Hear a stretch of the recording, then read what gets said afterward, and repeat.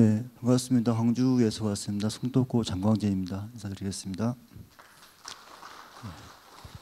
네, 광주에서 왔다 가니까 자꾸 멀리 와서 고생이 많다 그러시는데 사실 1시간 40분 거리입니다. 먼 거리는 아닌 것 같고요. 요즘 KTX가 워낙 빠르기 때문에 빠른 시간에 왔습니다. 일과 중이어가지고 출장을 내기가 힘들어가지고 사실 여러 번 이제 거부하고 이렇게 좀 반려했었는데 계속 부탁을 해주셔가지고 오늘 발제를 맡게 되었습니다. 저는 지금 송도고에서 3학년 부장을 맡고 있고, 그리고 이제 전국 시도교육감 협의회 대입제도 기선연구단에서 이번에 보고서 팀장을 맡아가지고 이번 발표한 자료집을 발간을 했습니다.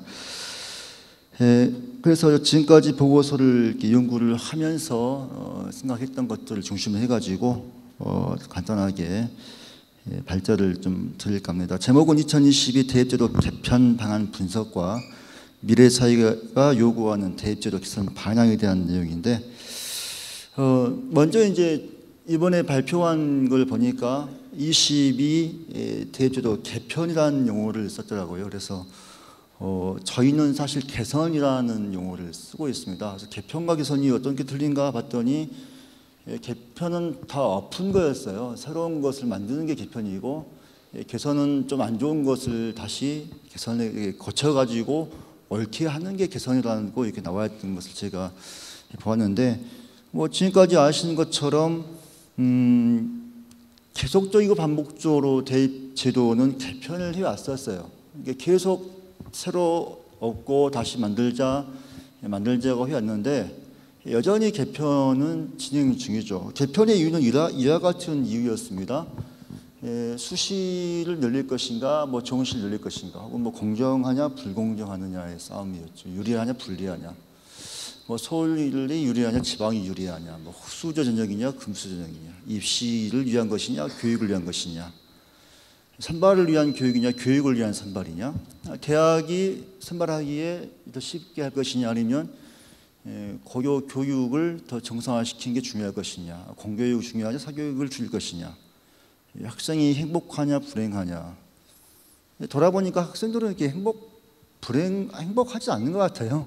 학교에 있으면 계속 불행해왔죠.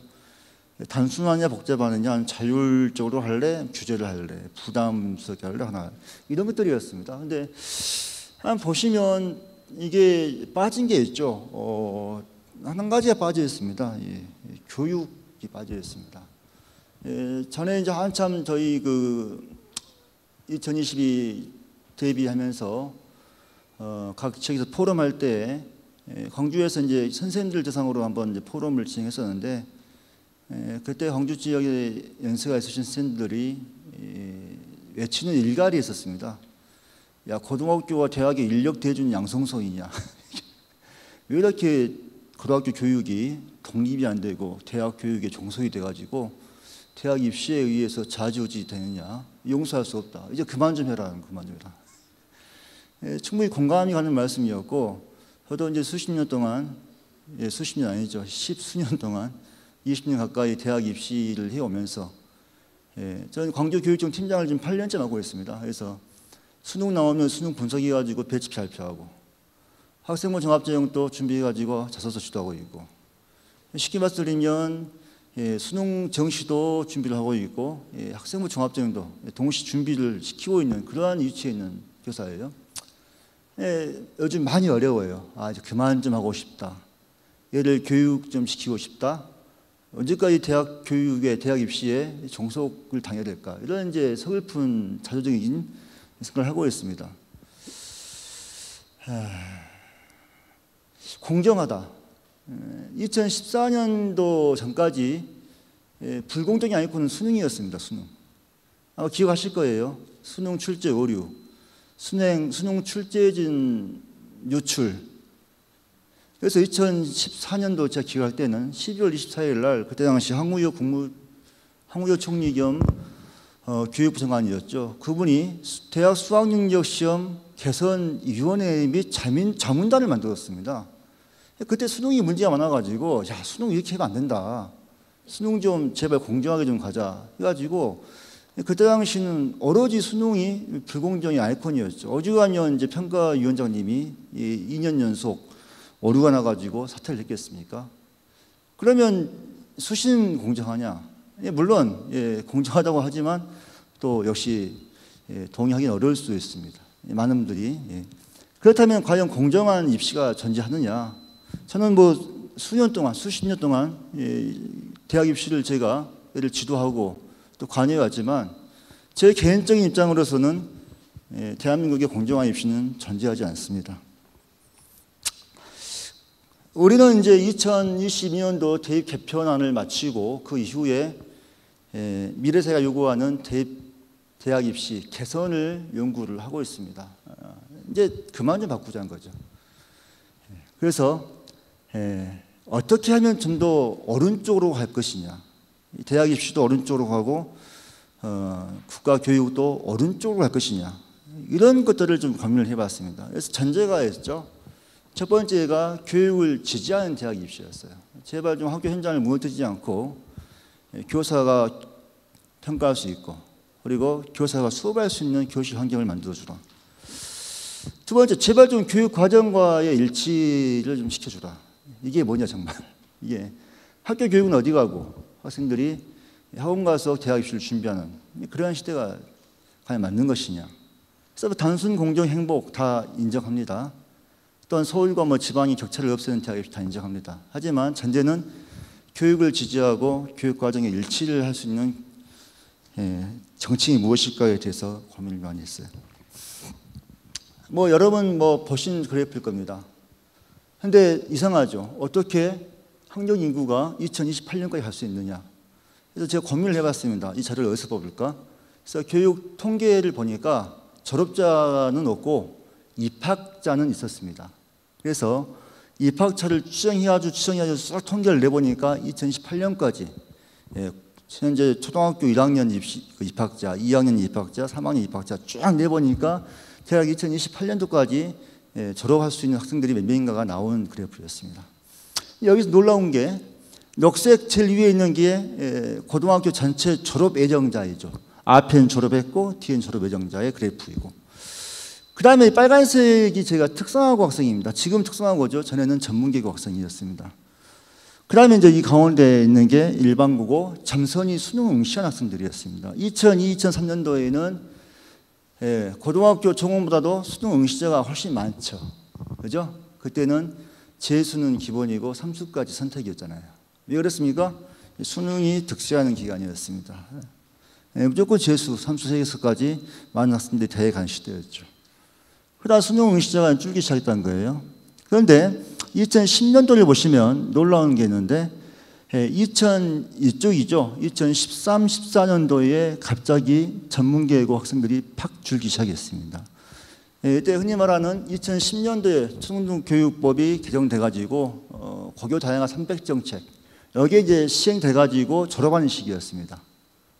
그때 제가 보니까 1년 만에 전문계고 학생들이 4만 명이 줄었습니다.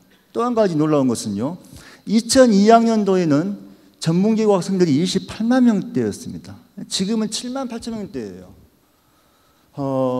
그리고 우리는 이제 사상 초유의 2년간의 이제 학령 인구가 갑자기 줄어드는 그러한 이제 시대에 들어왔습니다.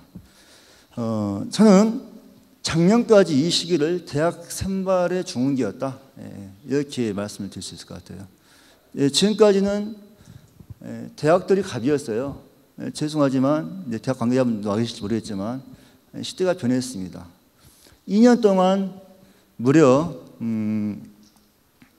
13만 4천 명이 줄어듭니다. 대한민국에도 한 번도 경험해보지 못한 14만 4천 명 2년 동안 이렇게 졸업자가 줄어든 시대에 접어든 거예요. 저는 이 연구를 진행하면서 더 이상 이제 뭐 이 수시 정시 비율이 문제가 아니다 이건. 대학에 갈 애들이 없다라는 거예요. 한 명이 아까워서 잘 교육시켜가지고 사회에 내보내도 부족할 판에 대한민국 사회는 여전히 수시 정시 싸우고 있습니다. 암흑기예요. 도대체 몇 개의 대학이 사라질지 생각할 수 없습니다. 올해가 제가 볼 때는 지방 사립대학들, 전문대학들이 무척 긴장하는 차트인데 올해가 지나면 상당히 많은 대학들이 힘들 겁니다. 제가 사는 광주 지역에 약 2,500명의 학생 수가 줄었습니다. 전남 지역에 2,000명의 학생 수가 줄었습니다. 도합 4,500명의 학생이 줄었습니다. 제가 대략 보니까 광주 전남 합해가지고 대학 정원 24,000명입니다. 광주 전남 지역의 대학 정원이 24,000명의 20% 날아가 버립니다. 과연 전문대학교가 4년제 대학교가 감당할 수 있는 숫자인가요? 새로운 대입제도 개선이 필요한 시기입니다. 고민 좀 해봤습니다. 앞으로 어떻게 사회가 변화할까? 그리고 어떻게 인구가 변화할까? 뭐 복잡하죠. 예. 저도 하면서도 상당히 복잡했습니다. 설명드리겠습니다. 제일 위에 검은색이 연도예요. 그 다음 두 번째가 학년도입니다. 대학 입시, 대학에 지나간 연도이죠. 그 아래에 보면 현재 학년이에요. 2018년, 2019학년도 대학 입시가 끝났습니다. 무사히 지나갔죠. 이때까지가 대학의 중흥기는 끝이에요. 2019년 금년입니다. 2020학년도이고 현재 고3입니다. 자, 올해까지는 주력 전형은 학생부 종합전형이고 교육과정도 2009 개정교육과정이에요. 그리고 이제 2015 개정교육과정이 고2부터 이제 시작됩니다.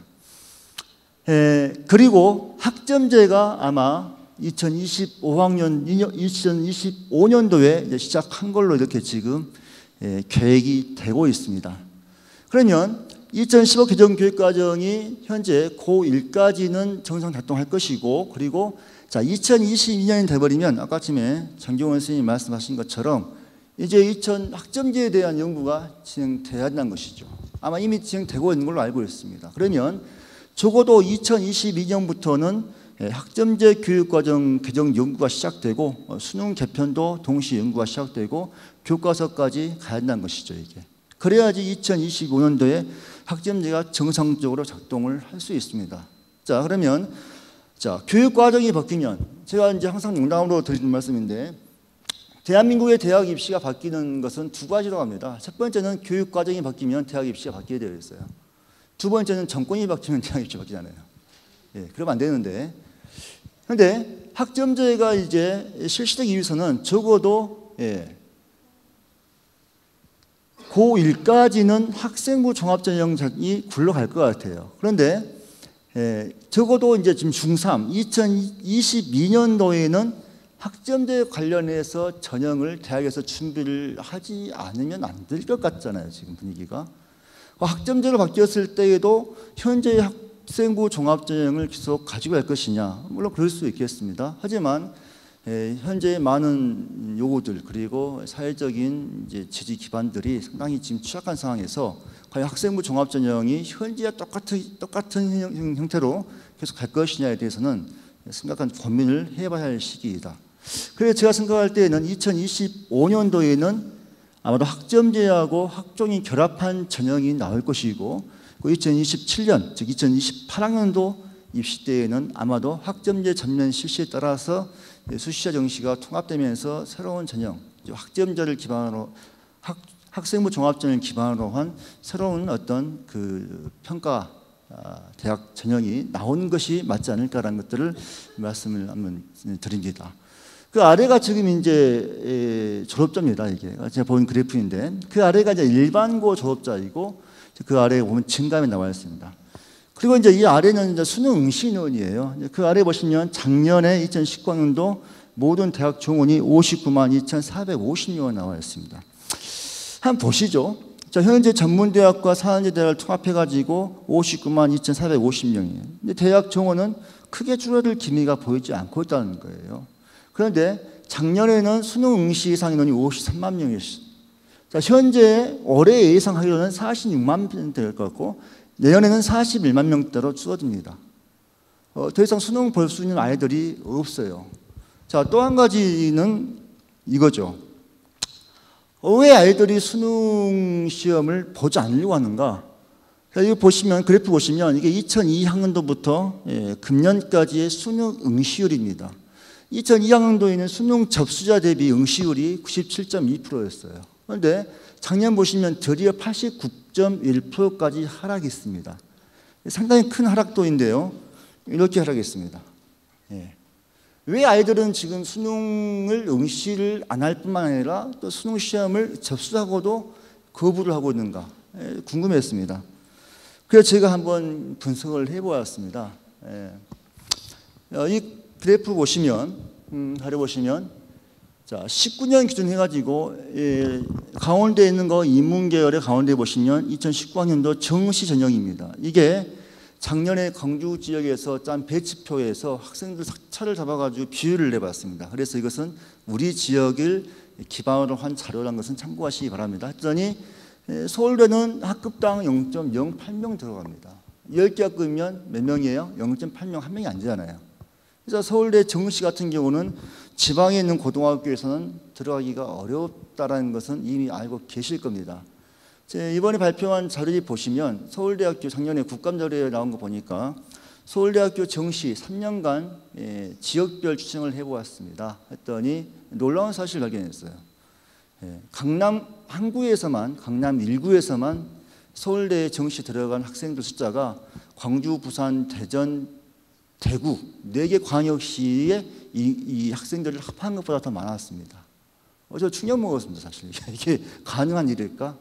인구를 비교해 보니까 광주, 전남, 부산, 대구의 인구수가 강남구의 17배예요. 강남이 80만 명도 되더라고요. 이게 17배예요. 그런데 실제로 보니까 광주, 전남 4개 광역시를 합한 것보다도 더 많이 들어간 상황이죠. 이게. 그래서 지금 이제 지방에서는 서울대학교를 정시로 하기는 이것은 꿈의 숫자예요. 아주 어렵습니다. 그런 상황이죠. 연고대 마찬가지죠. 자, 그다음에 지거국이 이제 지방 거점 국립대학교인데 이게 이제 19학년도 정시 보시면 반별로 4.4명이에요. 그래서 학력 인구가 24% 감소한다. 즉 2021학년도 입시 때는 어떻게 될 것인가 했더니 다행히도 8.6명까지 증가를 하게 됩니다. 자연계는 10.7명까지 증가하게 되죠. 그럼 제가 무슨 말씀 드리려고 하느냐? 자, 현재에도 그 지방 거점 국립대학 갈 수 있는 숫자는 한 반에 5, 6명이에요. 자, 2년 뒤에도 한 반에 6, 7, 10명입니다.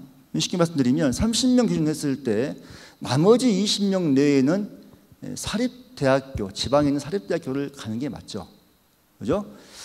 자, 근데 문제가 있습니다. 자, 작년까지는 학생 숫자가 많다 보니까 그래도 지방에 있는 사립대학들의 경쟁률이 붙었어요. 가끔씩 떨어지기도 했습니다. 근데 올해부터는 지방 사립대학교의 학생들이 떨어질 가능성은 제로일 것 같습니다. 저희 반 꼴등도 아마 지방에 있는 사립대학은 다 갈 것 같습니다. 대학의 위기죠. 더 큰 문제는 그러면 문제가 어떻게 될 것이냐. 그러면 교육부에서 발표한 정시 30분 늘려라 했을 때 과연 지방 사립대학들이 움직일 것이냐. 저는 움직이지 않는다고 생각합니다. 생존 문제거든요. 무조건 수시에서 다 볼 거예요. 지금 지방 사립대학들은 수시 100%를 외치고 있습니다. 지금. 어쨌든 충원시키자. 충원전쟁이죠. 그래서 제가 몇 년 전에 이런 말씀 드렸습니다. 앞으로 전형 중에 미리 합격 전형이 생길 것이다. 고1 때 나 이 학교에 갈래. 그럼 그 학교에서 합격. 이런 시대가 온다는 거예요. 근데 제가 볼 때 그게 현실화 될 것 같아요. 지금. 그러면 더 쉽게 말씀드리면 앞으로 지방 거점 국립대학을 가야 할 학생들을 제외하고 나머지 대다수의 60, 70%의 학생들, 한 60%의 학생들, 이 학생들이 공부를 해야 할 이유가 있을까요? 저는 공부를 할 이유가 없다고 생각합니다. 지금. 걔든 가만히 있어도 대학 갈 수 있고 공부를 해도 갈 대학, 안 해도 갈 대학.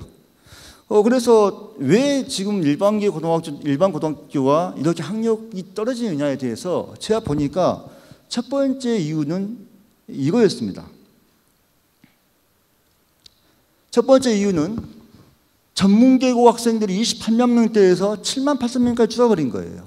그러니까 이 시대에는 일반계고에 올 수 있는 학생들이 중학교 내신 한 75%에서 80%가 마지노선이었죠. 지금은 90% 이상이 옵니다. 그냥 오는 거예요, 다.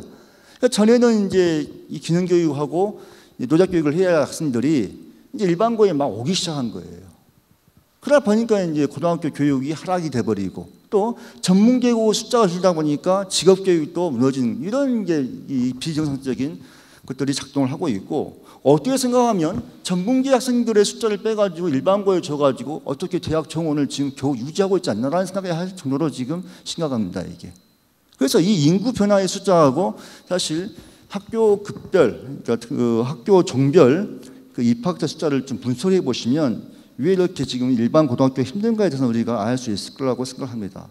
자, 또 한 가지 보시면 학생이 줄면서 이제 2년간 학령기구가 24% 감소합니다. 보니까 이제 더 이상 학생들이 수능을 안 보려고 그래요. 그래서 이 아래 6, 7, 8, 9등급대 학생들은 왜 우리가 수능을 봐야 됩니까? 라고 말합니다. 저는 앞으로 더 이상 수능 숫자가 늘 거라 생각이 안 해요. 더 힘들어집니다. 그럼 정시를 유지했을 때 과연 정시로 도전하려는 학생들이 숫자가 줄 것이고 거기에 대한 경쟁률이 얼마나 심해질 것인가 이런 것들 단순하게 계산해 봤습니다. 작년에 국어 1등급이 4%일 때 응시자가 50만 8,595명이었습니다. 단순 비율입니다. 4%니까 21,144명이죠. 자, 올해 13%가 줍니다. 인구가 18,000명대에 줄고 있고 내년이죠. 내년에 이제 2년간 24%가 줍니다. 그러니까 16,000명대 떨어져 버립니다. 그러면 자, 작년에 40만 7,018등을 했던 6등급 학생은 올해 자기의 의지와 관계없이 9등급이 나와버립니다. 이게 이제 지금 현재 수능의 지금 역할. 제가 올해 입시에 대해서 이제 전망하면서 올해 입시는 특히 거점 국립대학도 중심해가지고 수능 체제 싸움이다. 오히려 올해는 제가 볼 때는 수능이 강화됐어요. 수능 체제가 있는 교과 전형을 가려고 하면 올해는 수능 체제 싸움이다. 그럼 내년도 마찬가지예요. 내년도 수능 체제 싸움이다. 더 이상 수능 체제 등기준을 충족하기가 쉽지 않다는 것이죠. 자, 국어 체계 등급 미응시자. 그럼 지금 응시자가 10%가 넘었잖아요. 그러면 작년에 비해서 미응시자가 더 는다고 생각해서 작년에 비해서 10%가 더 는다고 생각했을 때는 훨씬 더 심각해지죠.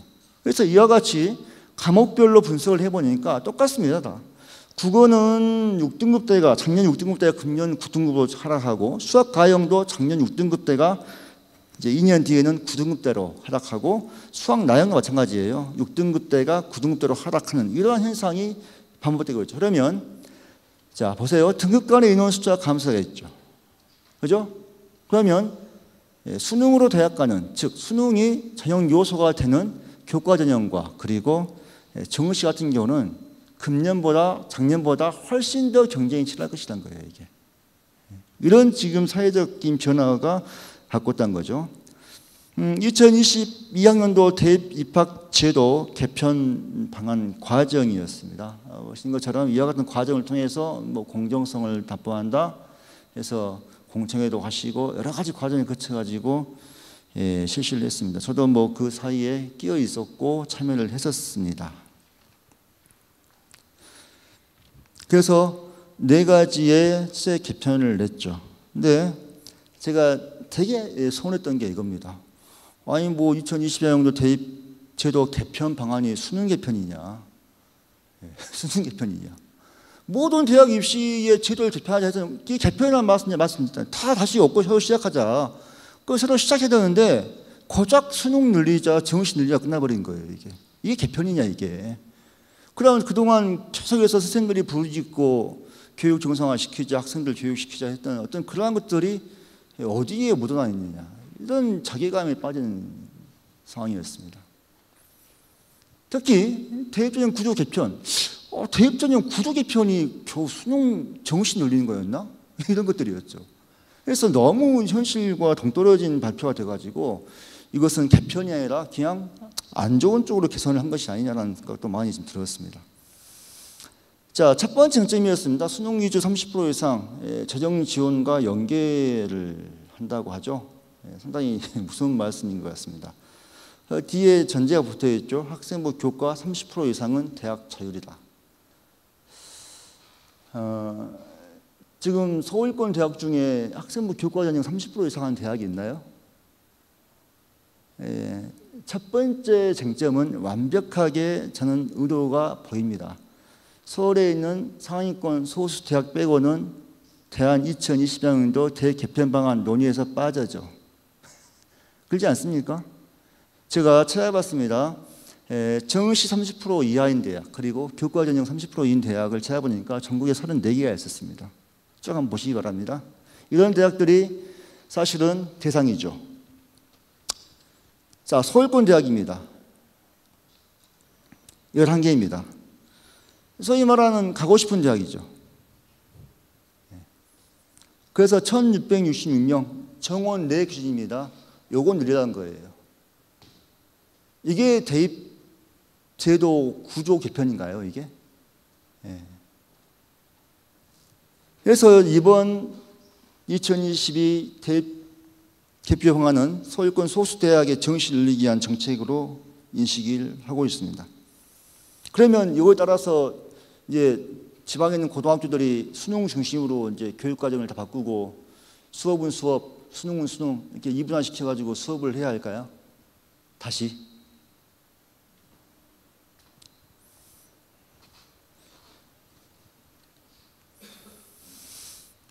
개선 방향은 두 가지입니다. 과거 패러다임과 미래 패러다임.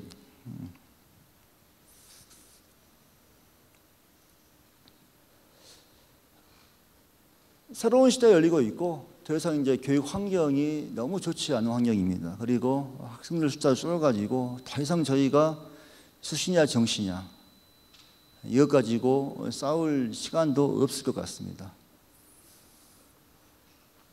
첫 번째 전제는 다시 말씀드리지만 교육과정 정상화입니다. 두 번째는 과정평가, 세 번째는 미래사회가 요구하는 인재 양성, 그리고 평가 방식 개선이죠. 두 가지입니다. 내신도 바꿔야 되고 수능도 개선이 돼야 됩니다. 사실 2015 개정교육과정이 도입된 첫 해인 2021 학년도 대학 입시 저는 의심하지 않았습니다. 사실 이제 박근혜 정권이 무너지기 전까지는 그때는 무조건 내신 절대평가, 성취평가, 수능 절대평가로 간다라고 이미 저희가 인식을 하고 있었잖아요. 정말이었어요. 그냥 거기에 대해서는 다 뭐 교육과정이 바뀌니까 이 교육과정이 움직이려면 어떻게 수능이 강화되면 이 교육과정이 움직이겠니? 어떻게 내신이 상대평가인데 이 교육과정이 움직이겠니? 라고 의심하셨습니다. 그래서 수능도 절대평가 될 거야. 그래서 1안, 2안, 3안 거의 다 절대평가로 가는 분위기였단 말이에요. 갑자기 세상이 바뀐 거죠. 왜 바뀐지 저도 잘 모르겠습니다. 다시 돌려야 됩니다. 한 줄 세기 지향해야 되고 다양한 영재평가 해야 됩니다. 저희가 시도교육청 그 직속 대입제도 개선 연구팀에서 이번에 발표한 내용 4가지입니다. 대학 입시 구조 패러다임 재설계. 더 이상 수시 정시 싸우지 말자. 딱 한 가지만 보자. 교육 과정을 정상화시킬 수 있고 교육을 시킬 수 있는 게 어떤 대학 입시인지 고민하자. 두 번째, 대학 수학 능력 시험으로 한 줄 세우기씩은 그만하자. 서태지가 말했던 것처럼 이제 됐다, 이제 그만하자. 세 번째, 학생부 종합적인 공룡 확보 발전 방안 제시하자. 네 번째, 대입 정책 근본에서 변화하자. 그래서 현재 이게 대입 프로세스죠. 9월 끝나면 다 입시 끝나버려요. 9월이 끝나버린다. 입시 끝나버립니다. 소수 학생들이 정시 준비합니다. 50% 이상의 학생들은 지방사립대에 가죠. 3학년 1학기 돼버리면 교과 내신 끝나버립니다. 입시 끝이에요. 정확히 말씀드리면 8월 중순 돼버리면 모든 대학 입시가 끝난 학생들이 50%예요. 그러면 학교 교실은 대학 입시가 끝나면 50% 학생들 절반, 정시 준비하려고 하는 학생들 한 10%, 면접 준비하려고 하는 학생들 한 20%. 아수라장이에요. 언제까지 우리가 양보할 것이냐? 대학 몇 개 망하고 잘 되고 저는 관심 없어요. 이제 고등학교만 볼 겁니다. 대학은 알아서 생존하시고 고등학교는 저희가 정상화 시켜내라고 생각합니다. 수정시 통합전형 이렇게 했으면 좋겠습니다. 성적 예시입니다. 수능 시험 끝나고 그리고 전형을 시작했으면 좋겠습니다. 어찌 학생을 뽑아요? 알아서 뽑아가세요. 그걸 왜 우리한테 물어요? 언제까지 고등학교가 대학한테 양보를 해야 된가요? 저는 왜 수능 시험까지 고등학교 선생님들 감독시키잖아요. 저희가 뭔 죄가 있어요? 인력 써서 쓰세요. 대학 수학력 체제 변경해야 됩니다. 자, 교육과정 보세요. 얼마나 많은 과목이 있습니까? 이 많은 과목을 할까요? 그냥 3개 플러스 2개만 할까요? 이거 할 필요 없잖아요. 수능 강화시키면. 고등학교를 뭐하러 다녀요? 그냥 검정고시 보고 수능 준비해야지. 고등학교의 교육과정이 싹 무너져 버립니다. 학생부 종합전형 공정성 확보 발전 방안. 학생부 종합전형 완전한 전형 아닌 거 알고 있습니다. 간접평가, 외부 환경의 영향, 신뢰성 확보 문제, 정성평가라는 것들 다 문제점인 거 알고 있습니다. 기반해가지고 가능하면 연구를 해야 됩니다. 어떻게 하면 학생부 종합전형 기반을 두고 그리고 학교 교육 과정 강화시킬 것인가, 그리고 학교 교육을 살릴 수 있는 대학 입시 무엇인가에 대해서 함께 고민을 해야 됩니다. 이제 좀 물러났으면 좋겠습니다. 정권 바뀌어도 국권이 할 수 있는 대학 입시 정책. 왜 대한민국은 이게 되지 않나요? 이미 대한민국 선진국 아닌가요? 언제까지 교육 정책 정권 바뀌면 바뀌어야 된가요? 이제 교육의 주체인 시도교육청에서 개입을 좀 해야 됩니다. 그래서 교육청과 교육부, 대학이 합의해가지고 고등학교를 살릴 수 있는 대입 정책 만들어야 됩니다. 거버넌스의 변화 꼭 돼야 됩니다. 포도 곧 있으면 맛있게 나오겠죠. 와인 만들었습니다. 샤또 슈방 블랙인데 저는 잘 못 먹습니다, 술을. 이게 경매에 나왔어요. 이게 얼마냐면요, 이게 3만 5천이 돼요. 제가 작년 광주교육청 포럼 때 교육감님께 이런 제안을 드렸습니다. 좋은 포도주는 환경이 중요하죠. 오크통, 좋은 나무, 습도, 그죠? 열, 이 환경이죠. 한 송이의 포도가 비싼 와인이 되기 위해서 국가가 나서줘야 됩니다. 교육청이 나서야 되고요. 어른들이 오크통 역할을 해줘야 됩니다. 저는 현재 같은 수시정시의 불리한 체제 이제 몰래 못 갈 거라 생각합니다. 힘으로 막을 수가 없어요. 얘들이 없어요. 얘들이. 이런 상황에서 언제까지 저희가 지역적인 문제 가지고 싸울 것이냐. 시대는 변해가고 있고 사회도 변해가고 있습니다. 이런 부분을 가지고 교육감 협의회 대입제도 기선 연구팀에서는 다시 한번 머리 맞대고 새로운 대학 입시도 한번 고민해 보겠습니다. 이상입니다.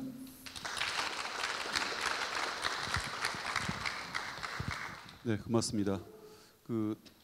시도교육감 협의회에서 지금 1차 연도 연구를 하고 있고 또 2차 연도 연구를 하고 계신다고 제가 알고 있습니다. 워낙 많은 주제를 광범위하게 다 다루고 계셔서 뭐 한 가지로 요약해 드리기는 어렵지만은 하나의 방향성으로 본다면은 인구가 변화되고 있고 사회가 달라지고 있고 이 달라지고 있는 변화 속에서 학교 교육을 중심으로 대입 제도를 다시 원점에서 완전히 새롭게 설계해 보자라는 게 아마 새롭게 시도교육감 협의회에서 연구하시는 방향인 것으로 이해가 됩니다. 장광재 선생님 발표에 대한 토론은 최승호 선생님께서 해주시겠습니다. 전진엽 연구팀장이시고 지금 대화고의 선생님으로 계십니다. 네, 토론 맡게 된 대화고등학교사 최승우입니다. 저는 일산에 있는 대화고등학교에서 고3 담임교사를 맡고 있습니다. 뭐 공교롭게도 어제 야간에 아이들 상담할 때 뭐 전문대학, 뭐 논술, 뭐 아이들이 일산에 있는 애들은 다양한 전형을 치르고 있습니다. 그래서 현직 고3 담임교사로서 뭐 커다란 교육 정책에 대해서 잘 알지는 못하지만 발제자 원고를 읽고 느낀 점에 대해서 토론 발표를 하도록 하겠습니다. 우선 장광재 쌤의 어떤 깊이 있고 해안 있는 발제 원고에 깊은 감동을 받았고요. 수시 정시 통합하자는 논의 개인적으로 찬성하고요. 그다음에 발제 원고에 보면 정시 30, 수시 70을 그냥 형식적인 비율로 맞추는 것은 대입 개편의 본질이 아니다. 전적으로 동의합니다. 예, 발제 원고에 대부분 동의를 하고요. 그 발제 원고 중에서 좀 생각을 약간 달리하는 것만 좀 말씀드리도록 하겠습니다. 첫 번째 논술 고사입니다. 발제 원고를 좀 읽으면서 말씀드리겠습니다. 논술 전형은 고등학교 페이지 29페이지가 되겠습니다. 논술 전형은 고등학교 교육과정에 맞추어 학생들의 사고력, 논리력, 이해력 등을 평가하는 데 주안점을 두는 대학별 고사입니다. 대학별 고사이기 때문에 대학이 출제하는 것이죠. 2020학년도 논술 전형 인원이 1164명 감소했습니다. 정시 모집에서는 미시행하고 있고요. 전체 모집이 인원이 줄었다고 해서 논술의 대입 영향력이 줄어든 게 아니죠. 연세대 같은 경우 수능 최저를 없애서 오히려 지금 논술 전형의 인기는 더 높아진 것 같다는 생각을 하고 있습니다. 주요 대학은 여전히 논술 전형 비율이 높고요.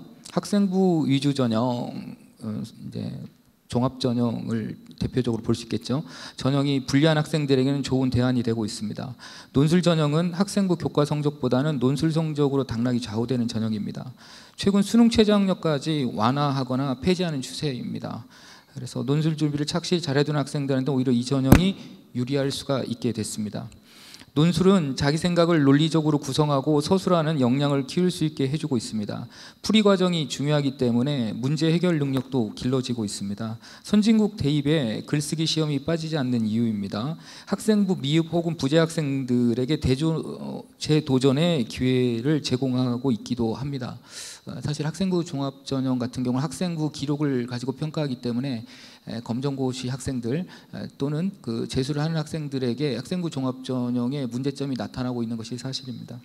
사실 논술은 현실적으로 학생부가 약하고 수능 점수도 자신 없는 학생들이 기댈 수 있는 대안전형입니다. 그런데 논술 억제 정책이 지금 추진되고 있죠. 논술 모집 인원이 줄어들면서 경쟁률이 더 치열해지고 이에 따라서 소수 전형으로 전락해 가는 과정 속에서 사교육 의존도가 높아지고 있는 것이 사실입니다. 페이지 넘기겠습니다. 30페이지 보시면 그러나 최근 논술은 사교육에 의존하지 않고 학교 교육으로 논술 지도가 가능해졌습니다. 선행학습 영향평가 보고서에 논술의 출제 의도, 출제 근거, 채점 기준 등을 의무적으로 제출하고 대학 홈페이지에 3월 말까지 공개하게 되어 있습니다. 논술 출제 시 고교 교사를 검토용으로 위촉해 있고요. 논술 문제가 교육과정 내에서 출제되고 있는지 면밀히 확인하고 있습니다.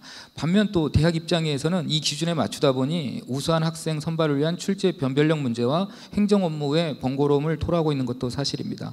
대학이 논술 선발 인원을 쉽게 늘릴 수 없는 이유이죠. 또한 대학은 모의 논술 실시, 논술 가이드북 제작, 배부, 논술 기출문제 해설 동영상 자료 많이 떠 있습니다. 수험생들이 스스로 논술을 준비할 수 있고 학교에서도 학생 지도가 수월해진 것이 예전보다 좋아진 것이 사실입니다. 이 밖에 2015 개정교육과정에서 교과서 토론 발표 교과서에서 토론 발표 수업을 하도록 권고하고 있고요. 자연스럽게 교육과정 내에서 논술 대비가 가능해지고 있고요. 학교의 지필 수행평가에서 논술형 문제가 모든 과목에서 나오고 있는 것이 사실입니다. 장광재 선생님께서 주장하는 수능과 통합된 논소술식 수능은 전 고교생의 논술 대비라는 부작용을 낳을 수 있다는 생각을 하게 했습니다. 현재도 수능 성적 없이 대학에 진입할 수 있는 경로가 있음에도 전국의 고교생들이 수능을 의식하며 준비합니다. 동일한 논제로 전국적으로 논술 시험을 치른다면 논술 성적이 필요 없는 학생도 일단 논술 준비를 해야 된다는 부담이 생깁니다. 이는 결국 사회교육비 증가라는 역풍을 불러일으킬 수 있고요. 그래서 논술고사는 현행처럼 논술이 필요한 학생들만 논술 준비를 할 수 있도록 대학별 또는 대학연합으로 논술을 실시하는 것이 옳다고 생각합니다.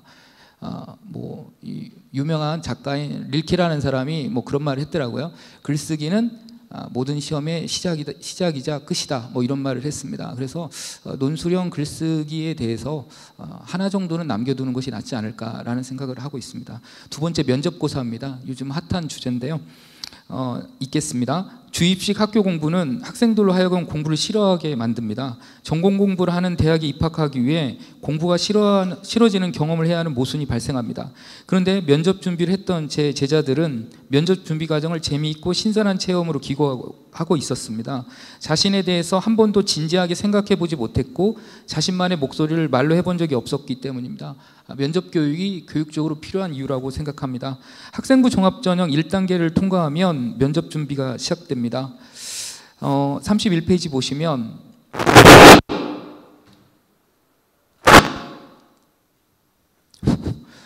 현행 대입 면접은 서류 기반 면접과 제시문 기반 면접이 있습니다. 장광재 선생님께서 사용하신 용어 학생부 기반 면접은 서류 기반 면접을 말합니다. 자소서, 추천서, 학생부가 들어가 있는 것이죠.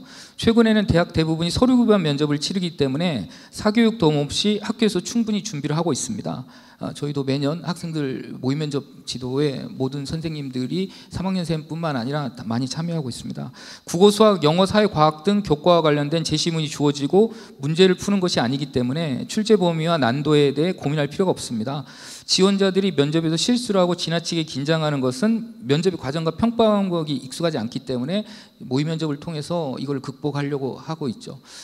21세기 4차 산업혁명 시대에 말하기 능력 굉장히 중요하다고 생각하고 있습니다.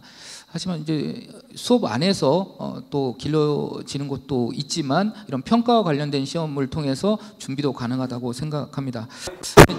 이런 장점 때문에 본 토론자는 장광재 선생님께서 제시한 모든 면접을 발제 원고에 보시면 학생부 기반 면접으로 통합하는 주장에 상당 부분 공감하고 있습니다. 하지만 대학들은 서류 확인 면접만을 가지고는 지원자의 우수성을 종합적으로 평가하기 어렵다고 주장합니다.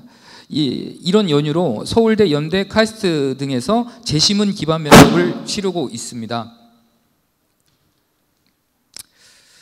서류 기반 면접은 별도의 제시문 없이 서류 확인 위주의 면접이 이루어지는 반면 제시문 기반 면접은 제시문과 문항이 주어지고 이를 통해 학생의 논리적 사고력과 창의성 등을 평가하기 위한 면접 방식을 취하고 있습니다.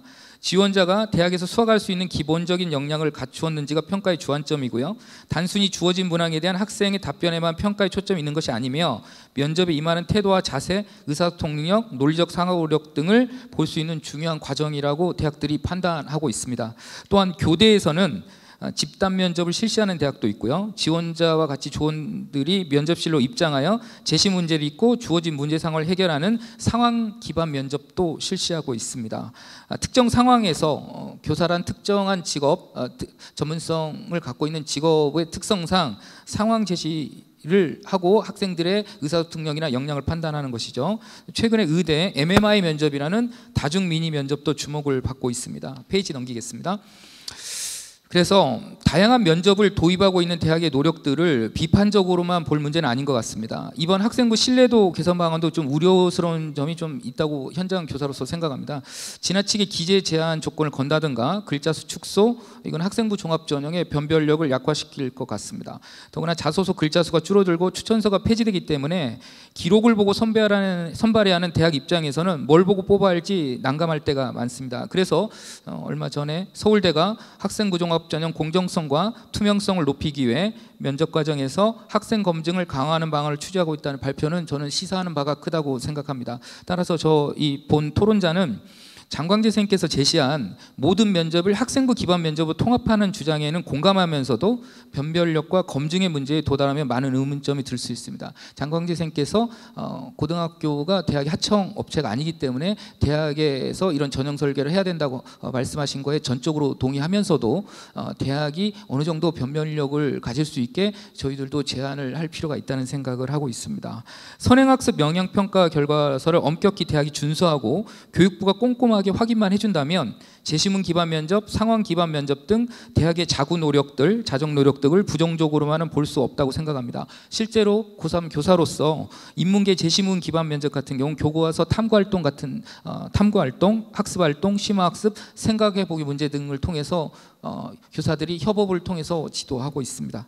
자연계 제시문 기반 면접 역시 선행학습 영향평가 강화 관점에 따라 교육과정 내 출제 기조를 좀 유지하고 있는데 난이도가 높기 때문에 이거는 현장 교사 입장에서 보면 좀 난이도를 낮출 필요가 있다는 생각도 하고 있습니다. 모든 대학의 면접을 서류 기반 면접으로 통일한다면 대학의 다양성을 위반할 뿐만 아니라 변별력 문제 때문에 또 다른 대학별 고사가 생길 우려가 있습니다.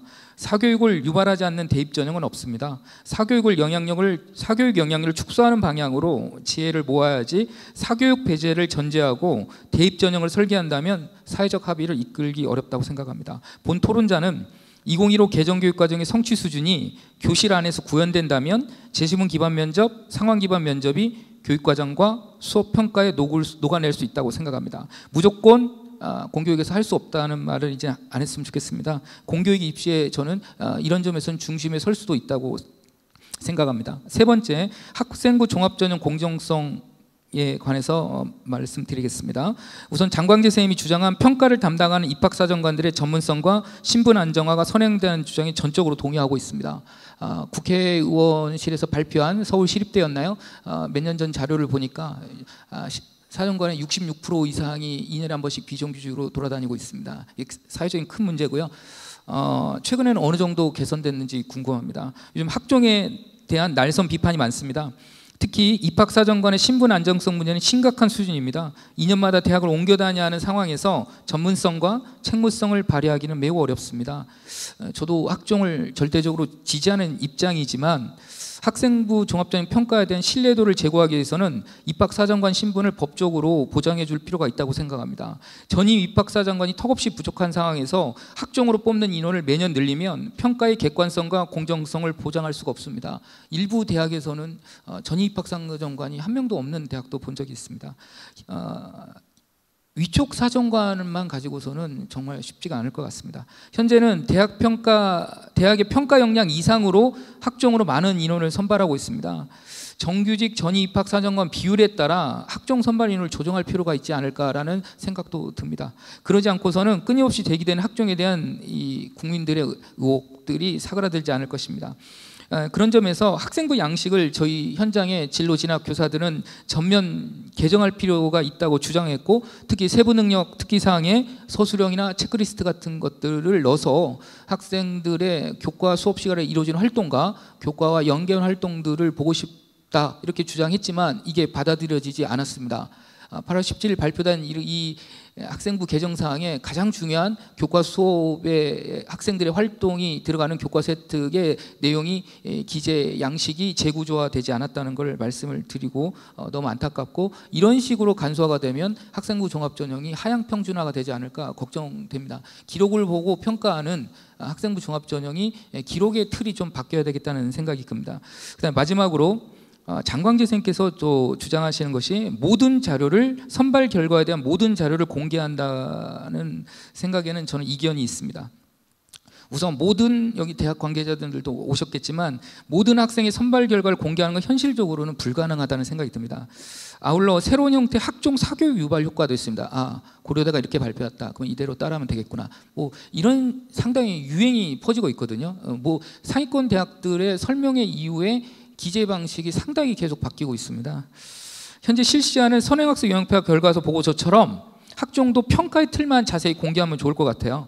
평가 척도, 평가 근거, 평가 항목, 비율, 배점, 세부 평가 요소, 평가 극간별 점수 등을 공개하면 공정성 시비는 상당 부분 해소될 것이라고 봅니다. 발제 원고 너무 잘 돼 있어서요.